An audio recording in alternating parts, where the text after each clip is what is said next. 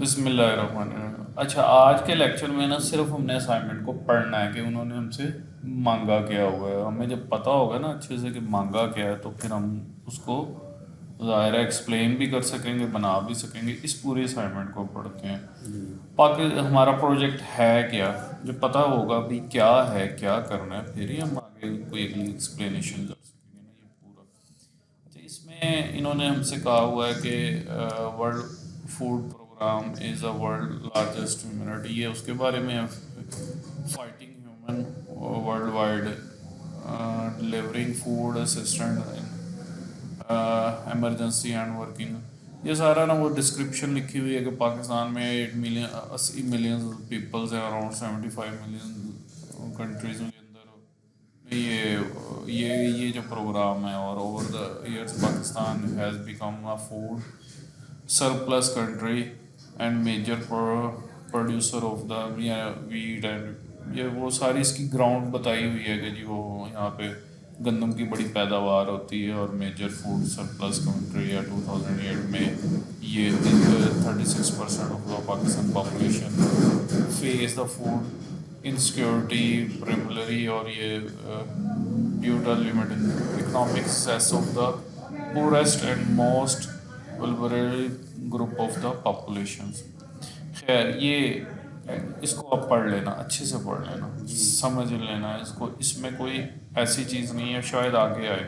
ये तो यानी पहले पैराग्राफ के अंदर तो उन्होंने बस एक ग्राउंड्स लिखी हैं कि वर्ल्ड फूड प्रोग्राम जो है ना, WFP, ये क्या करता है, ये 80 मिलियन, इसके मतलब कोई सवाल तो नहीं होना, लेकिन चलो पता तो होना चाहिए। और पाकिस्तान में क्या है, 2018 के अंदर ये 36% लोग जो है ना वो फेस कर रहे थे फूड फॉर द एनालिसिस। अब यहाँ से बात शुरू होती है ना, इसका कोई हमारे उससे नहीं है।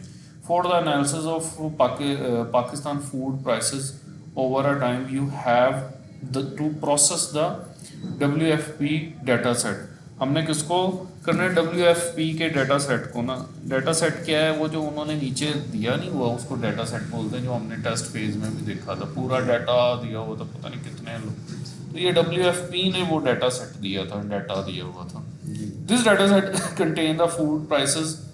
इसके अंदर क्या क्या शामिल है हम देख चुके हैं। फूड प्राइसेस है डाटा ऑफ पाकिस्तान का, secured from the source from the world food programme price database, कि वो वहाँ से हमने इसको लिया, सोर्स किया। कहाँ से, ये जो world food programme, the world food programmer price database convert food such as beans, maize,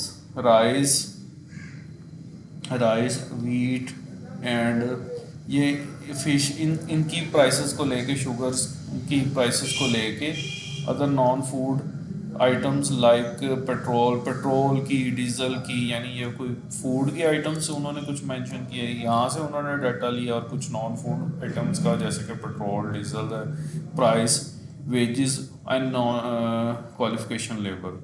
non यानी वो जो नॉन क्वालिफाइड लेबर होती है, ये जो मजदूर वगैरह होते हैं, उनकी उनकी ये इन्होंने डाटा लिया हुआ है।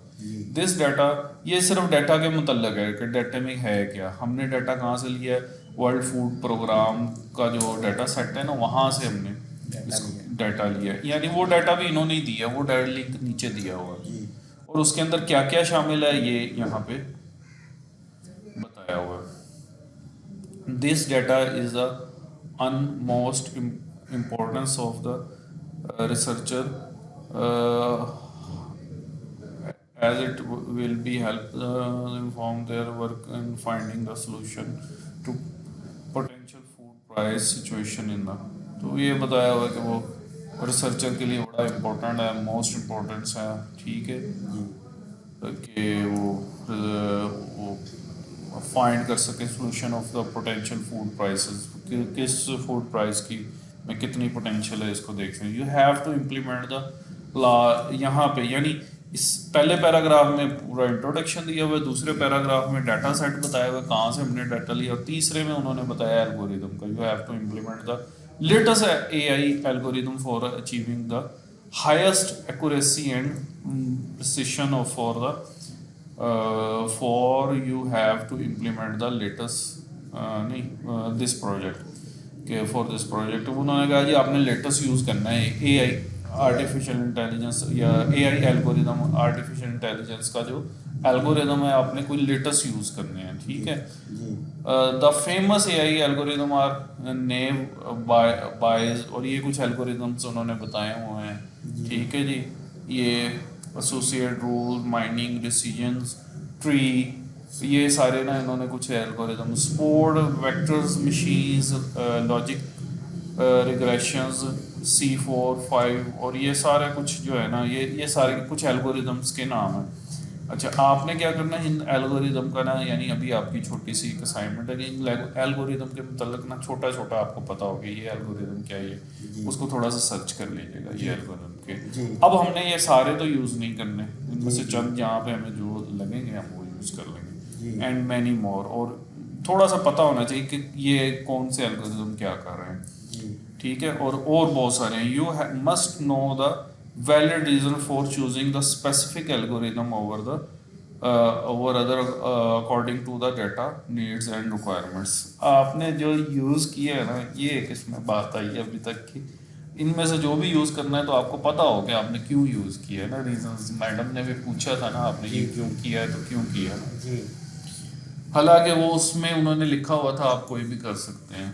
जी अच्छा जी domain introduction the project is related to the information mining and retrieving ये project information mining और retrieving का पता ही है हमें information को mine कर रहे हैं algorithm this in this area is a set of heuristic and calculation that the create a model for a data कि ये जो algorithm है ये वो इसमें बहुत सारी कैलकुलेशन है ताकि वो डाटा का मॉडल फॉर अ डाटा का मॉडल बना सके to create a model the algorithm first analysis analyse the data you provide आपने सबसे पहले उस डाटा को एनालाइज करना है लुकिंग और specific type of pattern and trend और स्पेसिफिक टाइप ऑफ पैटर्न और ट्रेंड फाइंड करना है ट्रेंड क्या है मतलब ट्रेंड क्या चल रहा है जैसे प्राइसेस वीट की प्राइस बढ़ रही है एक ट्रेंड हमने फाइंड कर लिया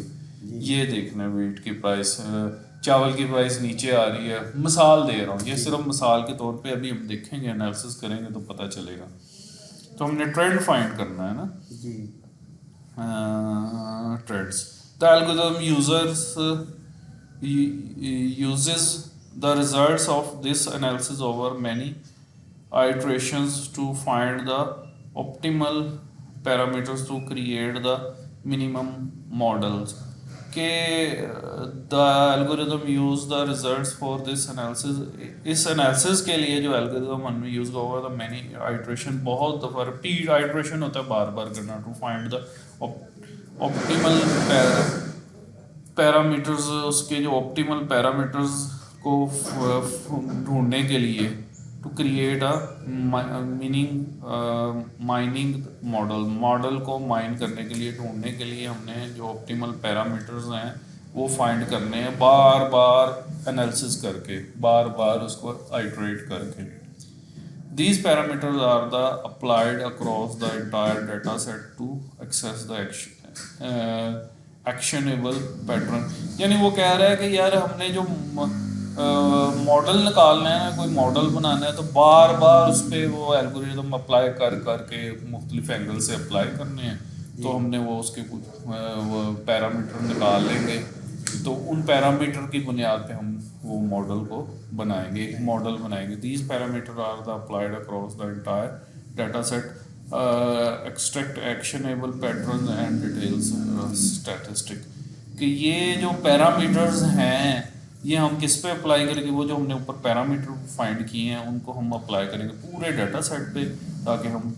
वो उसके स्टैटिस्टिक निकाल चूजिंग द राइट एल्गोरिदम अब ये एल्गोरिदम के बारे में बताऊँ यानी ये ऊपर डोमेन बताइए कि क्या है और अब algorithm choosing the best algorithm to use the specific analysis task can be a challenge जाहिर है भाई इतने एल्गोरिदम है, ये बड़ा औखा है कि कौन सा हम करें। You can use different algorithm to perform the same task. आप एक टास्क को परफॉर्म करने के लिए मुख्तलिफ एल्गोरिदम लगा सकते हो। Each algorithm produce a different result, और एक के दूसरा सबके डिफरेंट होंगे result. And some algorithm can produce more than one type of result.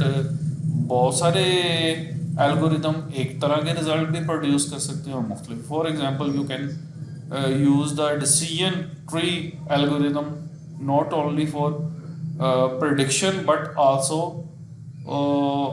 as a way to reduce the number of column in data set। कि यानी एक algorithm को आप एक से ज़्यादा कामों में भी इस्तेमाल कर सकते हो। जैसे कि हम डिसीजन ट्री एल्गोरिदम को मुस्तकबिल की प्रोडिक्शन के लिए भी इस्तेमाल कर सकते हैं, बल्कि कॉलम्स को, डाटा सेट के कॉलम्स को रिड्यूस करने के लिए। Because of the decision tree can identify the column that no not affect the final mining model. क्योंकि वो ये डिसीजन ट्री आइडेंटिफाई करता है कॉलम को जो कि not affect the final mining model, final mining model में अफेक्ट नहीं करता। There is no reason that you should be limited to one algorithm in your solution। तो there is no reason that you should be limited to one algorithm in your solution। ये भी एक काम की बात समझ आ गई। वो कह रहे हैं कि यहाँ पे कोई रीज़न नहीं है कि आप एक पे ही रहे। There is no reason. तो यानी हम एक से ज़्यादा एल्गोरिथम अप्लाई करने को कहा है। Experienced analysis will sometime use one algorithm to determine the most effective inputs. के एक्सपीरियंस्ड जो एनालिसिस है वो समटाइम एक ही एल्गोरिथम को अप्लाई करके मोस्ट इफेक्टिव इनपुट्स डाल के, डेट इज़ वेरिएबल्स, जो कि वेरिएबल्स होते हैं, and they apply the different algorithm to predict specific outcome base on the data. कि वो प्रिडिक्ट करने के लिए स्पेसिफिक आउटकम को जो कि डाटा के ऊपर बेस करती हैं, डिफरेंट एल्गोरिथम अप्लाई करता है। Data mining let you build multiple models and single mining structure so with in a single data. जो डाटा माइनिंग है ना, डाटा माइनिंग क्या है? ये बेसिकली डाटा माइनिंग की फील्ड है। ये जो हम कर रहे हैं डाटा को माइन कर रहे हैं। Let's you build a multiple models. इसमें हम बहुत सारे मॉडल्स को बिल्ड करते हैं। सिंगल माइनिंग स्ट्रक्चर, एक single mining structure with in a single data set. एक डाटा सेट के यानी एक ही डाटा के ऊपर बहुत सारे हम एल्गोरिथम अप्लाई कर सकते हैं, मल्टीपल मॉडल्स, और बहुत सारे मॉडल्स बना लेते हैं जी। मतलब कि एक जैसे कि इकोनॉमिक्स अगर कहीं पढ़ी होगी कि प्राइस जब चीज़ों की बढ़ती है तो डिमांड कम हो जाती है, ये हमने एक मॉडल बना लिया। इस तरह हम डिफरेंट मॉडल्स बनाएंगे। एक ही डाटा के ऊपर हम बहुत सारे मॉडल्स बना सकते हैं। हम ये कर सकते हैं, हम ये मॉडल्स बना सकते हैं, पेट्रोल की प्राइस बढ़ रही है तो जी एक मॉडल हमने बनाया कि वो जी चावलों की प्राइस भी बढ़ रही है क्योंकि बढ़ रही है। ठीक है, इस तरह हम ये डिफरेंट जो है ना जी data mining solution you could be clustering algorithm, उसमें हम यूज़ कर सकते हैं क्लस्टरिंग। डिसीजन ट्री मॉडल्स हम ये वाला भी यूज़ कर सकते हैं। नेवी बाई मॉडल भी यूज़ कर सकते हैं to get different view of your data के डिफरेंट व्यू लेने के लिए। Might also use multiple algorithm within a single solution to perform a separate task.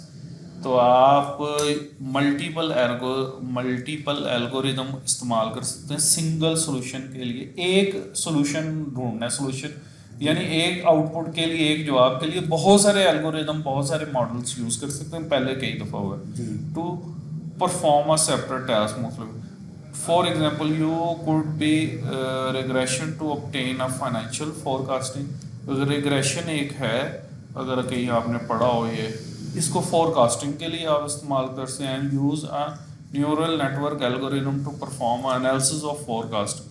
और उस फोरकास्ट के ऊपर यानी हमने फोरकास्ट के लिए रिग्रेशन यूज़ किया।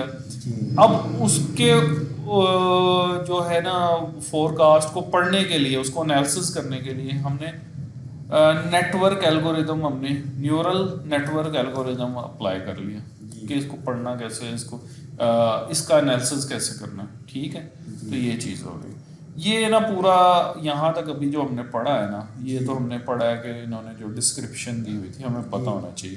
तो इसको सम अप कर दूँ ताकि अभी तो हमने पढ़ा है, पहले उन्होंने बताया जी ये 2018 का जिक्र किया है, इसमें 36% था। पाकिस्तान एक ज़ाहिर है एग्रीकल्चरल लैंड लॉर्ड है, और वर्ल्ड फूड प्रोग्राम जो है ना उसमें उनके अकॉर्डिंगली ये हमने ना, हमें डाटा सेट दिया गया है जो जिसका जिक्र इधर है कि एक हमें डाटा सेट दिया गया है, उन्होंने कोई डाटा शेटा कलेक्ट किया है, तो वो उसके अंदर उस डाटा सेट के अंदर ये जिक्र भी है कि राइस, वीट और बीन्स फिश वगैरह की प्राइसेस हैं, और दूसरी नॉन फूड की भी पेट्रोल और डीजल की प्राइसेस वगैरह हैं, और वेजेस हैं नॉन टेक्निकल पर्सनस की।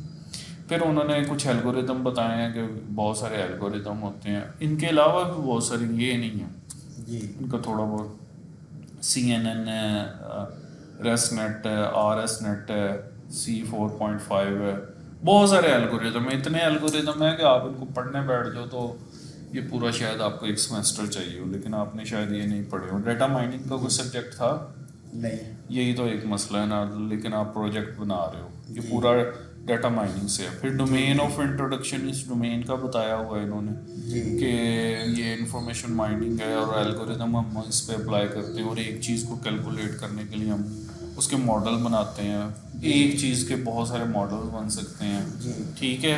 और उसमें वो हम वेरिएबल पैरामीटर्स फाइंड करते हैं, और उन पैरामीटर्स को हम मुख्तलिफ एल्गोरिदम पे अप्लाई, चूजिंग राइट एल्गोरिदम का बताया हुआ है।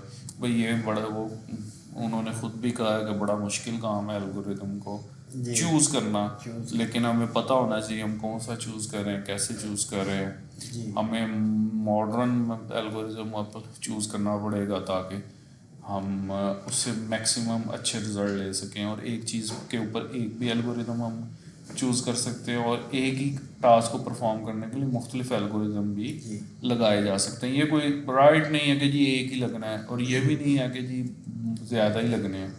बाज़ एक भी लग सकता है, बाज़ दो भी, और बाज़ उसी काम को करने के लिए 5-7 भी।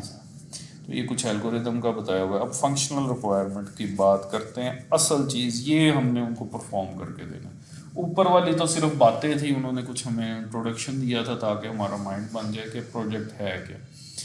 असल चीज़ ये है, यहाँ से ये टूल्स जो नीचे हैं और ये फंक्शनल रिक्वायरमेंट। हम ज़रा आज फंक्शनल रिक्वायरमेंट को find the general trend of food price over the time. अब हमने पहले जनरल ट्रेंड फाइंड करना, ठीक है। उसके बाद analysis the significant relationship between the different food prices. Different चीज़ों की जो फूड प्राइस है उनका आपस में सिग्निफिकेंट रिलेशनशिप क्या है ना, कि मसलन के ऑयल की प्राइस का मछली की प्राइस के साथ क्या रिलेशनशिप है, ये हमने सिग्निफिकेंट रिलेशनशिप फाइंड आउट करना है ना। या गंदम की प्राइस का डीजल की प्राइस से क्या रिलेशनशिप है, कोई रिलेशनशिप है कि नहीं है, ठीक है। या वेजेस जो हैं, मजदूरी वो बढ़ जाती है जैसे हम, तो उसका उससे क्या रिलेशनशिप बन रहा है, ठीक है। कि मछली के साथ क्या रिलेशनशिप बन रहा है, ठीक है। अच्छा जी, उसके बाद analysis the impact of increase of oil price on the price of other food items, कि दूसरी फूड आइटम्स की प्राइस पे क्या इम्पैक्ट पड़ता है जब ऑयल की प्राइस बढ़ती है। Estimate the economic impact of the potential food price over the time and non qualified labour. Non impact of the potential food rise, potential जो फूड की कीमत जो बढ़ती है ओवर टाइम के साथ, तो ये इसका क्या रिलेशन है टू नॉन क्वालिफाइड लेबर, ये मजदूरों से के साथ क्या ताल्लुक है। To compare our previous data over the time of the, अब ये हमारे जो सूबाई तौर पे भी उसको हमने कंपेयर करना है, पंजाब का, सिंध का, APK का, इनको आपस में develop the policy to migrate the impact of the potential food prices according to the food group। तो ये डेवलप करनी है कोई policy to migrate the impact of the potential food prices की to according to the food, ये हमने action करने हैं। अब इसमें कहीं नहीं उन्होंने कहा जी फलाना, हमें ना उसमें उन्होंने कहा था फलाना एल्गोरिदम लगाएं उसमें ये करें वो करें ना, वो किस में भला कहा था, वो उसमें टेस्ट फेस में, इसमें इन्होंने हम पे छोड़, इनको ये चाहिए हमें जनरल ट्रेंड फाइंड करना है फूड प्राइस का। हमने relationship between different food prices, different चीज़ों की जो फूड की प्राइसेस हैं, मतलब मछली का वीट के साथ क्या कोई रिलेशनशिप कोई बन रहा है, मछली का ऑयल के साथ क्या बन रहा है, हाँ, तो ये हमने उनका रिलेशनशिप करना है। और अगर ऑयल बढ़ता है तो वो तो उन्होंने स्पेसिफिकली बता दिया, उसका बाकी चीज़ों पे क्या फर्क पड़ता है, ठीक है। इकोनॉमिक इम्पैक्ट क्या है कि अगर नॉन क्वालिफाइड, अगर हम खाने पीने की चीज़ों की बढ़ जाती है तो ये जो नॉन क्वालिफाइड लेबर है इन पे क्या अफेक्ट होता है, कंपेयर मुख्तलिफ सूबाई तौर पे इसको कंपेयर करना है और पॉलिसी बनानी है। अच्छा, ये नीचे उन्होंने वो टूल्स बताए हुए हैं, ठीक है, जुपिटर लैब और नाम पे, और ये सारे ना असल में इनको डाउनलोड करना के वो करना पड़ता है, तो वो थोड़ा सा सिस्टम हैवी हो जाता है। हम क्योंकि पूछ चुके हैं, मैडम ने कहा चुके हैं उनके, वही यूज़ करेंगे जो कि हमने किस में यूज़ किया है, अपने टेस्ट फेज में, ठीक है। और ये वही सेम वही डाटा उन्होंने सेट दिया हुआ है जो कि उसमें दिया हुआ था जी। किसमें, अल्लाह खैर करे, आजा आजा आजा आजा,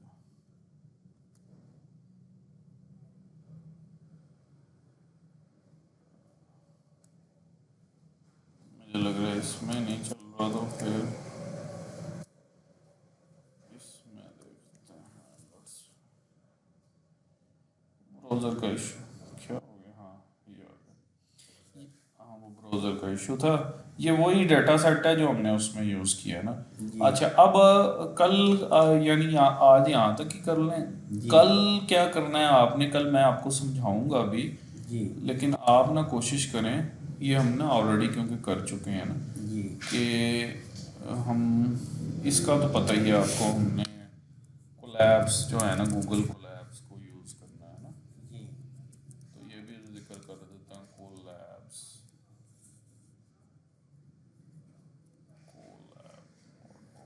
इसमें यहाँ से लॉग इन हो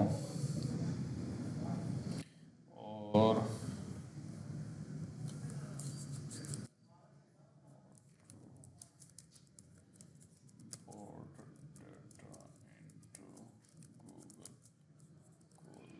अच्छा, ये एक चीज़ और बता दो, अब जो उन्होंने हमें डाटा दिया हुआ है, जब तक वो डाटा हमारे गूगल कोलैब्स के अंदर, अच्छा यहाँ पे एक चीज़ थोड़ी सी चलो मज़ीद तफसील बता दो। अब ये जितने काम करने हैं ना, करने के लिए हमें क्या चाहिए होगा, कोई टूल चाहिए, पाइथन चाहिए, आर चाहिए, ये लैंग्वेजेस हैं ना जिनको इस्तेमाल करना है, स्टैटिस्टिक के मुख्तलिफ फार्मूले लगाने हैं, तो भाई हमें कोई ना कोई टूल तो चाहिए। टूल उन्होंने बता दिए, हम जो यूज़ कर रहे हैं जिसका उन्होंने यहाँ पे जिक्र नहीं किया लेकिन आपने पूछ लिया, ठीक है ना, वो कौन सा, गूगल का कोलैब नोटबुक। ये क्या है, इसका पहले भी मैंने जिक्र कर दिया हुआ है, आपने यूज़ भी किया हुआ है, हल्का सा जिक्र कर दूं वीडियो के अंदर कि ये क्या है। ये बेसिकली वीडियो बन रही है ना, हाँ जी बन रही है, काफ़ी लंबी हो गई है, 23 मिनट की हो गया, चलें कोई नहीं।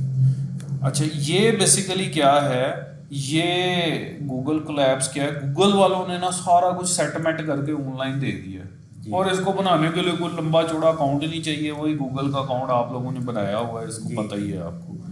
आप क्या करेंगे, गूगल कोलैब में करेंगे, सामने ये आ जाएगा, कोई नया आपने बनाना है या कोई पुराना है, नया नई नोटबुक खोल ले, मसलन के हम कह देते हैं फाइनल, ये नई नोटबुक मैंने खोल ली।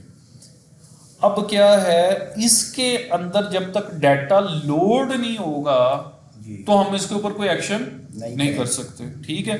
हमने पिछली दफा URL की मदद से इसको लोड करना सीखा था, याद होगा, URL की मदद से। यहाँ पे बल्कि ये मैंने इससे पूछा भी है, मैंने चैट GTP से, तो ये 5 तरीके हैं ना किस तरह हम लोड करते हैं। हमने पिछली दफ़ा लोकल ड्राइव से नहीं किया था हमने, लिंक की मदद से किया।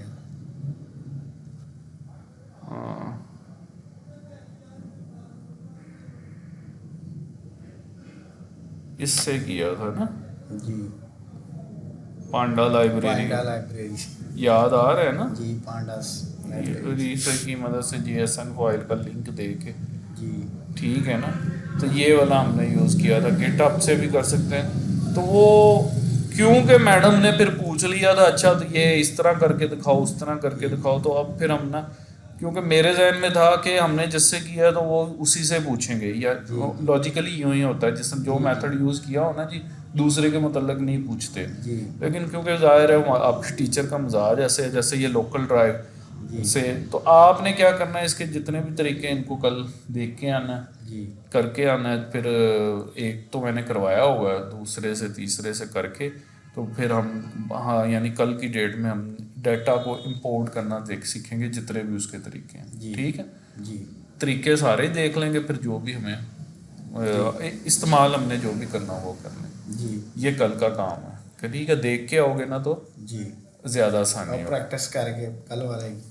हाँ वो वही वाले की प्रैक्टिस कर लेना, ठीक है जी। इसको जी। अच्छे से देख लो। चलो ये मैं भेज देता हूँ आपको वीडियो।